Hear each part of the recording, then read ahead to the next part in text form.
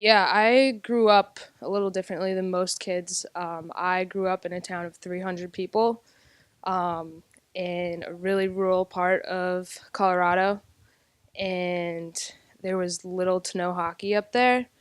And as soon as I discovered it, I fell in love with it. But there wasn't a lot of resources or opportunity for that passion to take off. So I had to kind of seek out other opportunities, and my parents made enormous sacrifices for me to be able to pursue that passion. And it ended up taking me to play on a team over an hour away. I would practice with them twice a week, play with them every weekend. We'd travel all over the state. It was an enormous commitment for my parents, who were very busy as business owners. And then that went even further. And as I was playing in high school, I ended up moving down to Denver, over 3 hours away, and starting at a new school. My class there was bigger than the size of my town where I'm from. And it was a huge culture shift, but it also gave me the opportunity to pursue playing college hockey. My parents kept their business in our house up where I was from, but we bought a townhouse that I lived in with my parents, but they also were balancing the business. So I spent a lot of time on my own and staying with friends. I learned to take care of myself at a very early age, making my own meals, getting to school on time, getting to practice, all of those things. And it really taught me to grow up fast, but I'm really grateful that I went through that, and it made my transition to college much easier. Yeah, so my junior year of high school, I committed to Utica College, which is up in New York. At the time, I thought it was going to be a great fit for me, and for where I was at in my life and what I wanted at the time, it would have been. But as the end of my senior year of high school ended, I started thinking about different things that I wanted to do after college, not just play hockey. And I realized that, like, maybe I should have thought about the academics a little more, or what I wanted out of the academics I was going to pursue.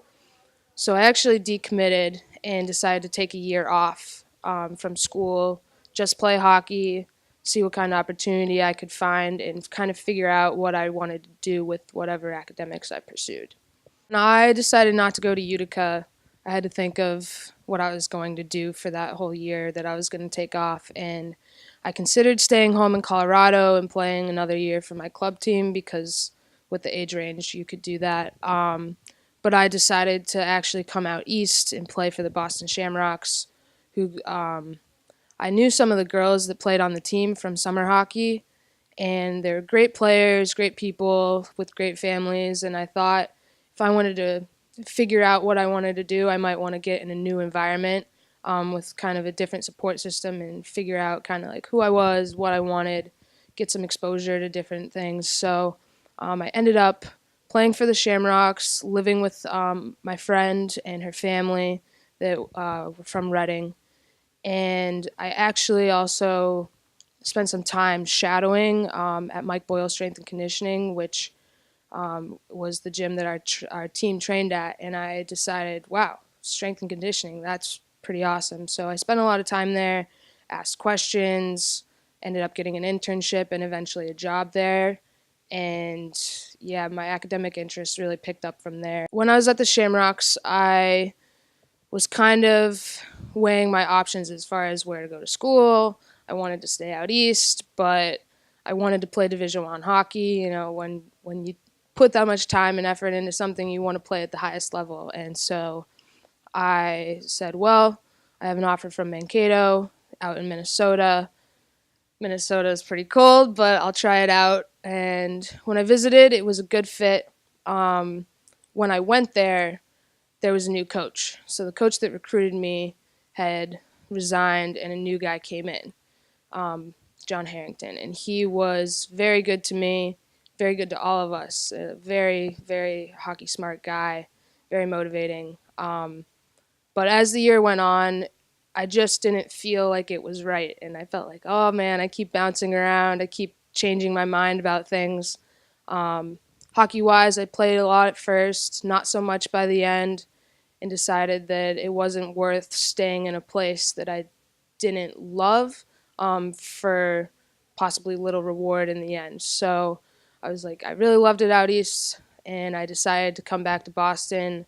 And Berm recruited me at UMass, and I've really found a home here in Beaconville, and I'm really glad that I went through the whole painstaking process of bouncing around to figure out what I really want.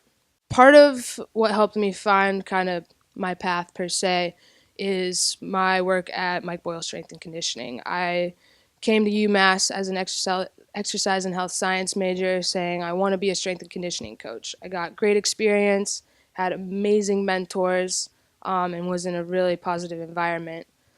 My sophomore year, so my first year here at UMass, I got a pretty bad concussion.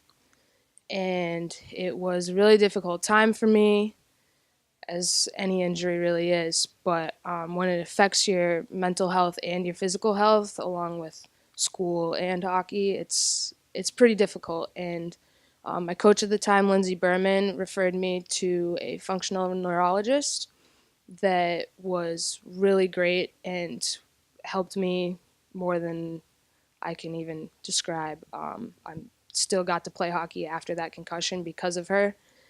And I was really intrigued by the work that she did with me, and it sparked my interest in wanting to pursue neuro PT.